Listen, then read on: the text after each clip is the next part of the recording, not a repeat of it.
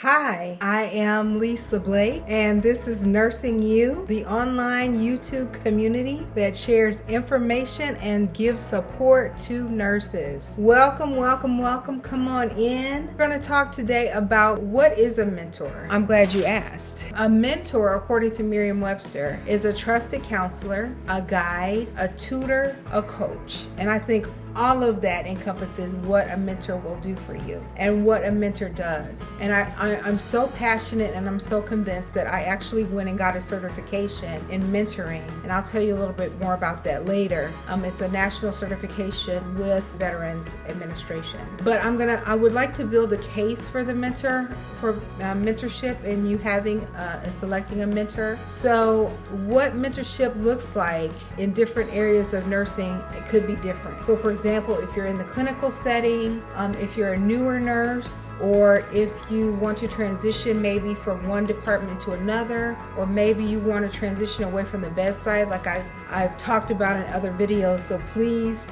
go back through and look at those videos that I talked about leaving bedside nursing. I think it will help you. It also could look different depending on your education and depending on what you want to do. Perhaps you want to migrate over to be a clinical nurse specialist or a clinical educator. So it really depends on your goals, your current education. Are you a student? Are you a bachelor's, master's, or beyond?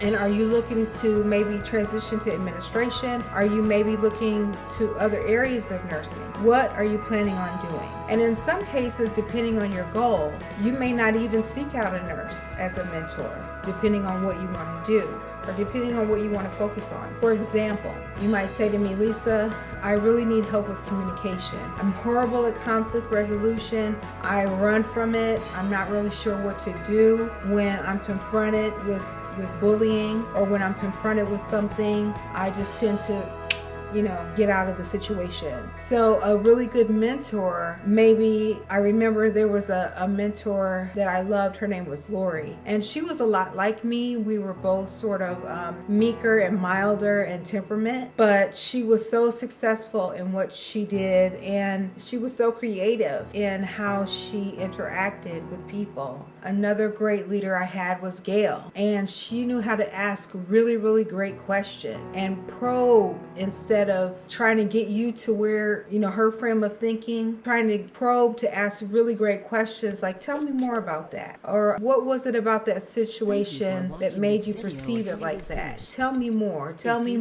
And why, but not why in an accusatory way, but why just to kind of draw out of you what your mindset was in that moment and how she could use it to kind of leverage or pivot my thinking to get where I needed to be. So that's just a small taste of what a mentor can do. Indeed says that there are some qualities of a mentor, and it gives about 14, so I kind of whittled it down to something a little more digestible for our purposes here. But a mentor is willing to invest in your growth and your development. A mentor should be knowledgeable, and they should be considered maybe like a subject matter expert in your field. They should also be reliable. They should be resilient. They should demonstrate resilience in their field.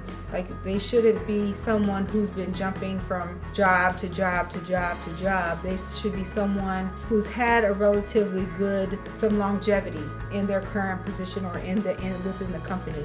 Also, they should be someone that you trust, right? So you're ultimately going to pick your mentor. Even if someone offers themselves to you and they say, oh my gosh, Cindy, I really want to mentor you. Ultimately, that is your decision, because you have to be in a position where you trust that person, and you have to be ready to accept what they have to say. And it's really hard to accept the guidance, the instruction, and the course correction that someone has for us if we don't really trust them, or if there's something in the relationship that deep down maybe you don't have the respect for them that you need in order to make your relationship really work, if that makes sense.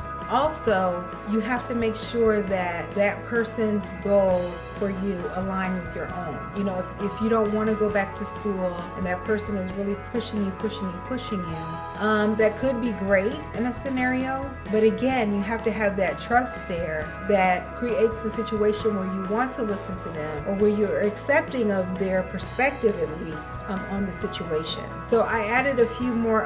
Forbes magazine really agreed with a lot of the things that Indeed said, but Forbes broke it down a little bit further. They said that the mentor should be compatible. Again, they said it should be an expert, and that trust factor is really important. That trust factor is really important between you and the mentor, because this is going to be a marathon, right? This is going to be a marathon in terms of your relationship with the mentor and what they're going to be able to do for you and your career. Going back to my time as a mentor for the VA, the National Mentorship Program, they used the GROW model. So this is for free. I want to give this to you because you came and spent some time with me today.